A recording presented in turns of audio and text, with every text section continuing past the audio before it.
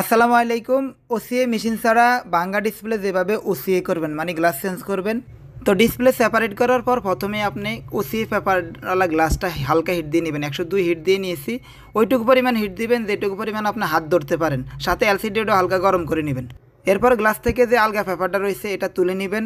এরপরে হচ্ছে আসল কাজটা, ডিসপ্লেটা প্লাস গ্লাসটা লাগাবেন না, হাতে মাঝখান দিয়ে ফাঁকি করে ধরে এরপর মিলিয়ে নেবেন যে কোন বরাবর আপনি গ্লাসটা লাগাবেন। 100% 100% মিলিয়ে নেবেন উপর থেকে মিলানো হলে মাঝখান দিয়ে ফাঁকা দেখতে পাচ্ছেন, নিচের অংশে ফাঁকা রাখবেন। নিচের অংশে ফাঁকা ধরে এরপর উপরের এক কোণা থেকে চাপ দেওয়া স্টার্ট করবেন। নিচের অংশ কিন্তু মাস্ট বি ফাঁকা রাখতে হবে। আপনি হাতে এমনভাবে ধরবেন যাতে ফাঁকা থাকে, আপনার 2 আঙ্গুলের ফাঁকে যাতে গ্যাপ থাকে, আর উপর থেকে আপনি চাপ দিতে যাবেন। দেখতে পাচ্ছেন ফাঁকা রয়েছে, তো এমনভাবে চাপ দিবেন, বেশি জোরেও না আসতেও না। আপনার কাজ হচ্ছে বাবুল বের হলে আপনার চাপ দেওয়ার দরকার নেই।